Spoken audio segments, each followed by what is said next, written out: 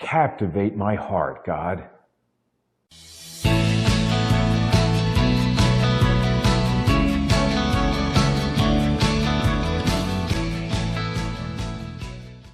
What a wonderful thing to pray that God would captivate your heart.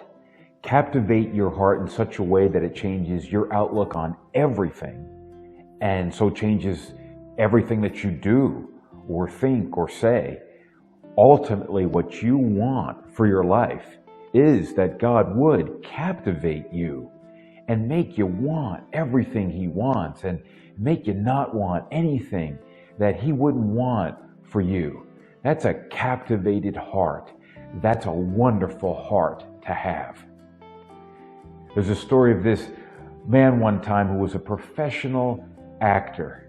And he went to this group where they would do frequent readings of different things, poems and other things just like that. This famous actor went to this group, and a preacher who had been a preacher for many, many years asked this wonderful actor if he could recite the 23rd Psalm. So the great orator said, "I will do it. I will recite the 23rd Psalm if you do it too, after me." The preacher agreed. The wonderful orator then began to recite the 23rd Psalm. Now perhaps you know the psalm, "The Lord is my shepherd, I shall not want. He makes me lie down in green pastures, He restores my soul." The orator recited the psalm beautifully. So much so that when he was finished, everyone applauded, a long applause. But then it was the old preacher's turn to recite the 23rd Psalm. He came up. He recited it. "The Lord is my shepherd." And after he was completed, there wasn't a dry eye in the room. Afterwards, somebody said, "Well, what was the difference between the orator and the preacher?" And it was said, "Well, here's the difference. The orator knew the psalm, but the preacher knew the shepherd." When God captivates your heart, you know Him. You're captivated by Him. You want what He wants. You don't want what He doesn't want. Then you will be someone who goes about life differently. So many people know the psalm, but what a difference when you're captivated by the shepherd. So I want to share with you 3 ways to let God captivate your heart so that everything about you is different. You are seeking the things of God in a wonderful, deep, and all-comprehensive way. To be captivated by God and the things of God. Be sure that you're experiencing God personally. What many people don't realize is that God made you to be experiencing Him. I remember a time in my life when I thought, God made the world and He's just letting it run, or God's way up there, but we're down here. What a difference when I realized that's not how it is at all. God is right here with us, and He has made us to be experiencing Him. When you are experiencing Him, you will be captivated by Him. And when you are captivated by Him, everything you do will be different. All the ways you think about life will be different. It comes down to being certain that you are experiencing God. Here's what we mean. Imagine someone presented some honey to you. And instead of tasting the honey and experiencing the honey, the only thing you did perhaps was to read about the honey. Or maybe you went further and you studied what honey's like, or the history of honey, or you looked at recipes that were filled with honey. Or maybe you went and learned about beekeeping. but you never tasted the honey, if you never experienced the honey, you would never be captivated by honey at all. It's the same thing with God.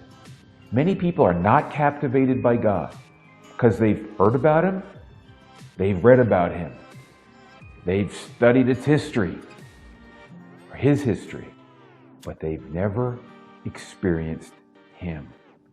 To be captivated by God, make certain you are experiencing Him. So in Psalm 34, verse 8, the scriptures urge us to this. It says, "Oh, taste and see that the Lord is good. How blessed is the man who takes refuge in Him." In other words, how blessed is the person who has tasted and is experiencing God. That's where everything changes. Have you tasted and seen the goodness of God? Are you experiencing Him? Or just reading about Him, letting people tell you about Him, learning His history? Oh, taste and see instead that the Lord is good. And then everything changes. Ezekiel chapter 36:26 says this, "I will give you a new heart and put a new spirit within you. And I will remove the heart of stone from your flesh and give you a heart of flesh." Your heart of stone will be removed when you experience God. He will give you a heart of flesh.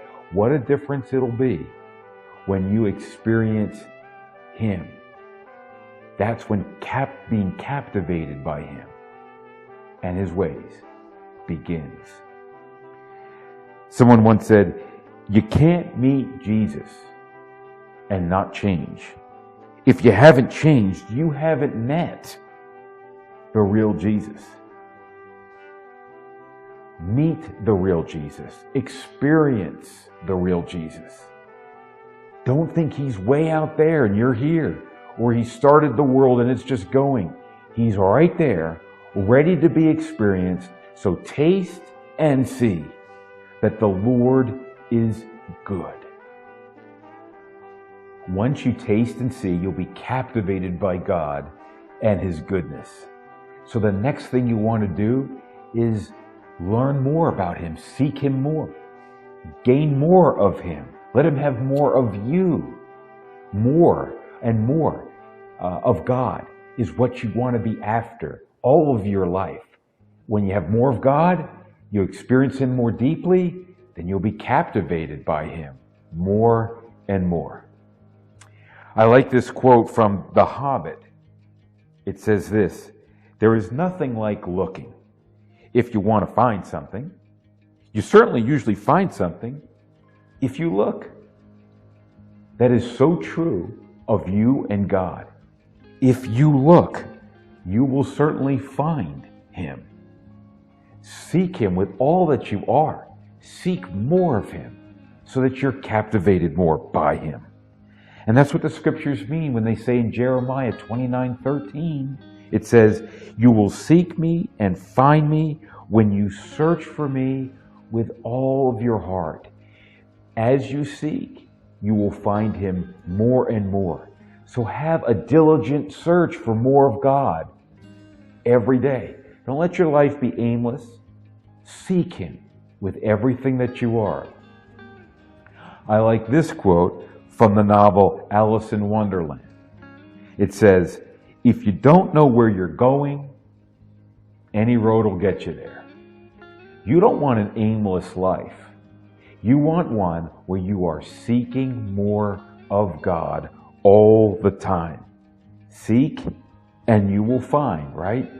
Let go of things that are a distraction, that aren't worth your time, that are taking you away from having more of God, taking you away from seeking Him more.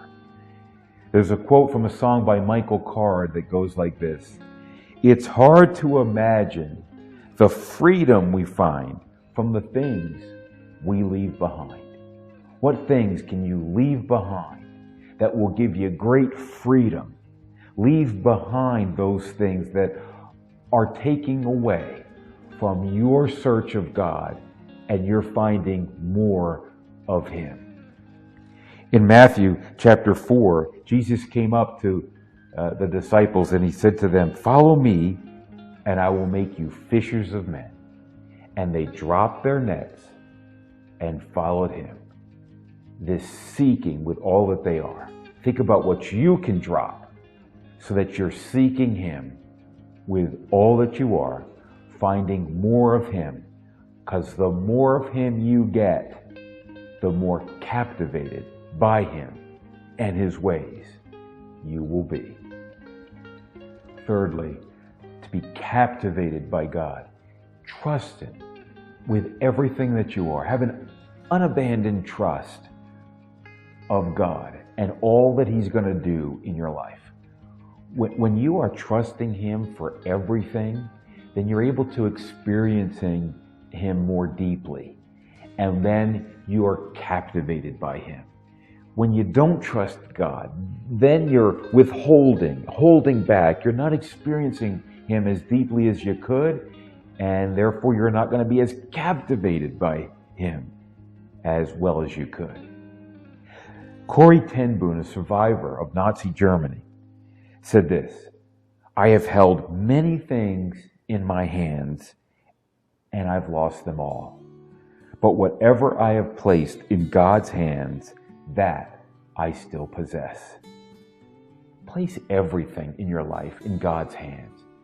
Your health, your finances, your relationships, your job, your family, everything that might worry you, everything you're tempted to have anxiety about, put it all in His hands. As Corrie ten Boom said, when things are in the hands of God, you got everything that you could want. But anything you hold on to and don't give to God, you'll lose it. You'll lose it all. You'll lose your quality of life. You'll have anxiety. You won't have the financial stability you want. You won't even have the health you want when you hold on to it all. Everything you hold on to, she said, everything I've held on to, I've lost. But whatever I've placed in His hands, I've gained. Place everything in His hands. You'll experience Him more deeply when you are trusting. And part of that trust means this. Realize that everything in the Bible is correct and true. Trust it. Trust the Bible in an unabandoned way. Everything you read in it. Everything it says about you, believe. Everything it says about God, believe. Everything it says about His ways, believe it. Believe it all. Be in the Word and trust it. One theologian once said this, "If you believe what you like in the gospel and reject what you don't like, it's not the gospel you believe, but yourself." Resist the temptation to only believe the parts in the Bible you like or are easy to understand, and believe it all and follow it all. That's what trusting God's going to look like. You believe what He said and you follow it. So in 2 Timothy chapter 3, verse 16, we read, "All Scripture is inspired by God and profitable for teaching, for reproof, for correction, for training in righteousness." Believe it all in an unabandoned way. Believe everything He said. Trust in God with all that you've got. Let worry go away, anxiety go away, withholding, trying to twist God's arm, withholding things from God, and instead have a wonderful, beautiful, trusting heart for everything God says and everything God's going to do in your life and with you. And from that, you'll experience Him so much more deeply. And from that, you will be so much more deeply captivated by God. There's a song whose words go like this. "Captivate my heart, make it all your own. Melt away my every longing till I'm yours alone." Oh, let that be your heart's cry. Let that be your prayer. that God would captivate your heart, make it all His own, and melt away every longing till you're His alone. Say to God, captivate my heart, God. Captivate it so that everything about the way I go about life changes. Let it be that when your heart is captivated by God, that everything about you is different. Know the shepherd, not just the psalm. Be captivated by God every day, every hour. Let that be your life, your heart's cry, all the time. Captivate my heart, oh God.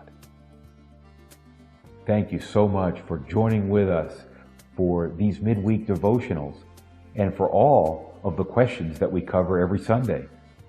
I want to encourage you to join us every Wednesday for each of the new devotionals and for every question. We're so glad you're part of this community. And if you've liked the video, click the like button and subscribe with us. We're a growing community and we're so glad that you are a part of it. And remember, for every question, there's always an answer.